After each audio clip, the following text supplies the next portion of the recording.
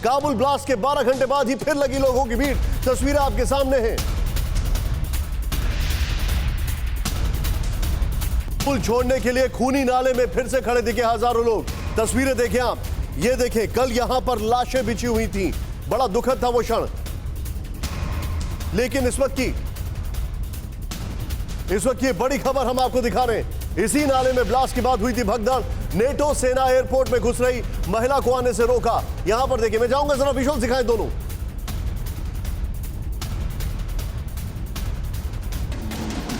दो तस्वीरें हम आपको दिखाने जा रहे हैं, जरा ध्यान से देखें। और ये देखें, ये कल की तस्वीरें हैं और ये अभी की तस्वीरें हैं 12 घंटे बाद।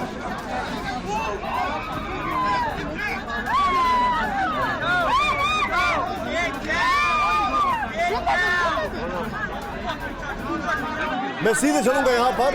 मेरे साथ अब से कुछ ही क्षणों में खास मेहमान जुड़ने वाले हैं मेरे साथ। मैं आपको बताना चाह रहा हूं ये खबर, ये तस्वीरें देखिए। क्विक रिएक्शन, मेरे साथ हामिद मीर साहब अभी जुड़ने वाले हैं, लेकिन एक क्विक रिएक्शन में बहुत तेजी से कसर भाई मैं आपको रोकूंगा यहां पर। हामिद मीर जी इस वक्त पाकिस्तान के सीनियर जर्नलिस्ट इस वक्त हमारे साथ जुड़ चुके हैं। हामिद साहब शुक्रिया बहुत बहुत टीवी 9 से जुड़ने के लिए। मैं आपसे जानना चाहूंगा अभी क्या स्टेटस है सर, वहां पर क्या हालात है?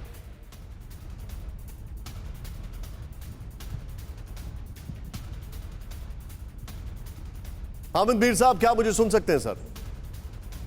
जी, मैं आपसे जानना चाहूंगा अभी क्या हालात हैं सर काबुल में? क्या क्या वहां पर आपको डेवलपमेंट्स दिख रहे हैं? क्या जो तस्वीरें दिख रही हैं, मैं चाहूंगा यहां पर जरा दोनों तस्वीरें दिखाएं, वो हालात तो वही बता रहे हैं जैसे पहले थे बम धमाके के बाद वाले।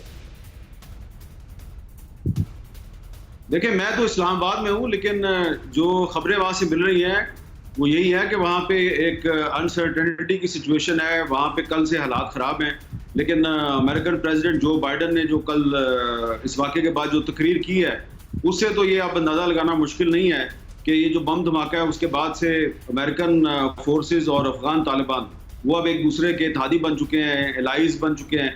क्योंकि कल के धमाके में अमेरिकन फौजी भी मारे गए हैं, तालिबान भी मारे गए हैं, कॉमन सिटीजन्स भी मारे गए हैं, और आईएसएस जो है उसने इसकी जिम्मेदारी कबूल की है। तो अब तो कल इस धमाके के बाद सिचुएशन जो है वो अब काफ़ी बदल गई है। पहले जो ये समझा जा रहा था कि जी यहाँ पर अब अफगान तालिबान और अमेरिका की लड़ाई होगी, मेरा ख्याल है कल उनकी इकट्ठे लाशें गिरी हैं, अब वो आईएसएस की लाशें गिराने की कोशिश करेंगे। मैं आपसे जान सकता हूं कि इस पूरे मामले में आईएसएस खुरासान का रोल आ रहा है। आईएसआईएस खुरासान का ओरिजिन पाकिस्तान से बताया जाता है। ये वॉर ऑन टेरर पार्ट 2 है, इसमें पाकिस्तान का रोल आप कैसे देख रहे हैं? ये एक आपकी राय है कि आप कह रहे हैं कि आईएसआईएस खुरासान जो है उसका पाकिस्तान से आप लिंक देख रहे हैं। पहले आप अफगान तालिबान का पाकिस्तान से लिंक देख रहे थे, तो देखें ऐसी बात नहीं है। आईएसआईएस खुरासान दरअसल अफगानिस्तान को कहते हैं। तो आईएसआईएस खुरासान जो है उसने अटैक किया है अफगान तालिबान पर, अटैक किया अमेरिकन फौजों पे, उनको मारा है, जिम्मेदारी कबूल की है।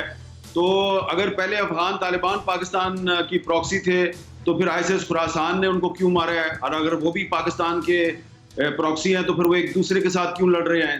तो मेरा ख्याल है कि आप लोगों को थोड़ा सा जो इंडियन मीडिया है उसको ग्राउंड रियलिटीज़ को सामने रखना चाहिए और जो असल हालात हैं उनको समझने की कोशिश करें। आईएसआईएस खुरासान और तालिबान एक दूसरे के साथ पिछले कई साल से लड़ रहे हैं। दोनों तरफ जो है मुख्तलिफ मुल्कों के लोग हैं। तो अमेरिका जो है जो जिसकी लाशें गिरी हैं वहाँ पर, वो तो आईएसआईएस खुरासान का ताल्लुक पाकिस्तान से नहीं जोड़ रहा, लेकिन आप जोड़ रहे हैं। तो आपके कहने से कोई मसला हल नहीं होगा।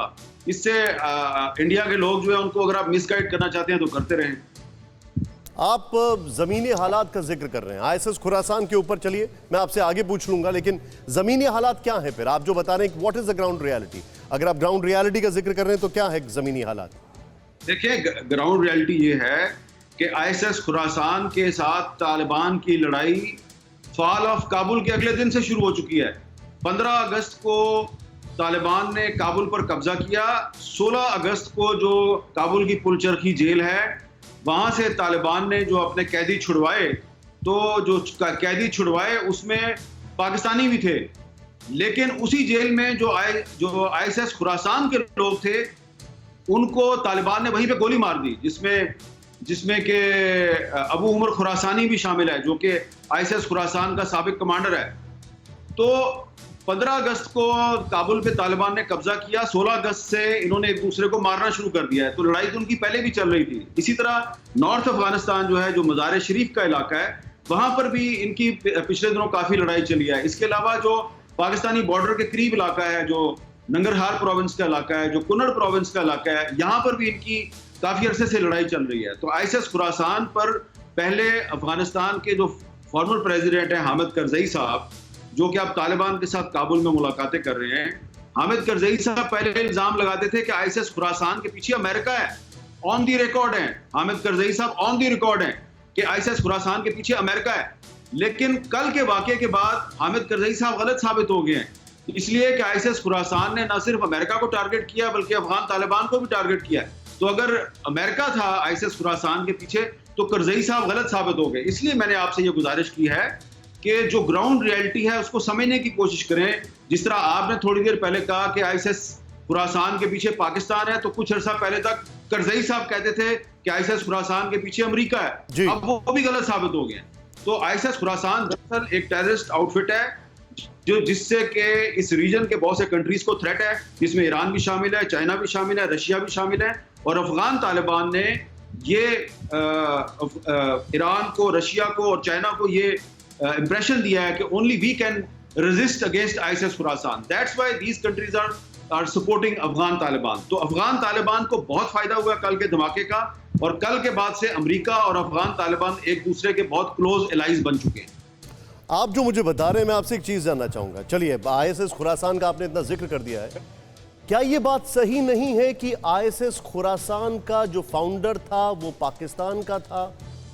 क्या ये बात सही नहीं है? नंबर वन, आईएसएस की बात नहीं कर रहा हूं मैं, आईएसएस खुरासान की बात कर रहा हूं। और खुरासान का आपने ठीक मतलब बताया मुझे, लेकिन देखिए आईएसएस खुरासान जो है ये दरअसल, एक मिनट, क्या ये बात सही नहीं है कि तालिबान ने अमेरिका को इंटेलिजेंस रिपोर्ट दी थी कि आईएसएस खुरासान जो है वो एक बहुत बड़ा हमला कर सकता है, इसी की बिना पर अमेरिका आईएसएस खुरासान जो है वो दरअसल आईएसएस का एक जैली तंजीम है, उसकी एक ब्रांच है।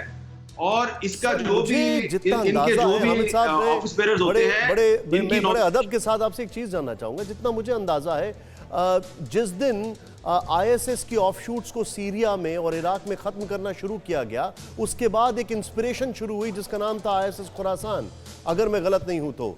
बगदादी के जाने के बाद, अगर मैं गलत नहीं हूं तो, उसके डिक्लाइन पे आईएसएस खुरासान, देखिए आपकी बात तो इसलिए सही नहीं है। आईएसएस खुरासान का जो भी हेड होता है या कमांडर होता है, उसकी नॉमिनेशन जो है वो सीरिया से या इराक से होती है। इनका ताल्लुक सीरिया और इराक से ताल्लुक होता है, वहीं से इनकी नॉमिनेशन होती है। चलिए, इसमें ये तो डिबेट हो जाएगा, इसकी आवश्यकता नहीं है, डिबेट की कोई जरूरत नहीं है। आईएसएस खुरासान के ओरिजिन्स को छोड़ देते हैं, वो तो हर जगह लिखा हुआ है। मुझे एक बात बताइए, MI6 के जो चीफ हैं, उन्होंने बाजवा साहब के साथ कल मुलाकात की है, क्या इनपुट है उस पर? इंग्लैंड की सीक्रेट एजेंसी MI6 के जो भाई, मुझे आपकी आवाज नहीं आ रही है। हामिद साहब, आप पहले एक सवाल करते हैं मुझसे, फिर आप उसका जवाब मुझे पूरा नहीं दे रहे। हामिद साहब, आप एक और सवाल कर देते हैं, मुझे आपके सवाल की समझ। हामिद साहब, आप मुझे सुन सकते हैं? क्या आप मुझे सुन सकते हैं? मैं आपको सुन सकता हूं, लेकिन आप मुझे जो पहले एक सवाल करते हैं, मुझे आप उसका जवाब क्यों नहीं देने देते? नहीं, मुझे ऐसा लगता नहीं है आपने पूरा जवाब दिया सर, लेकिन जहां पर हम डिबेटेबल इशू पे जा रहे थे सर, मुझे लगता है उसमें भी आपको प्लीज गो अहेड। हाँ, नहीं हूं, ठीक है ना? तो treat me as a journalist, treat me as a journalist. You are a journalist, so you should treat me as a journalist. So what do you want from me, sir? What do you expect from me? Please go ahead. आप सवाल करना क्या? मेरा आपसे सवाल ही तो पूछ रहा हूं सर, मैं आपसे सवाल ये पूछ रहा हूं कि जो बाजवा साहब के साथ MI6 के जो चीफ है उनकी मुलाकात कल हुई है, उसके ऊपर आप क्या कहेंगे? वो क्या है? What is the relevance of it? CIA chief की मुलाकात हुई तालिबान के साथ।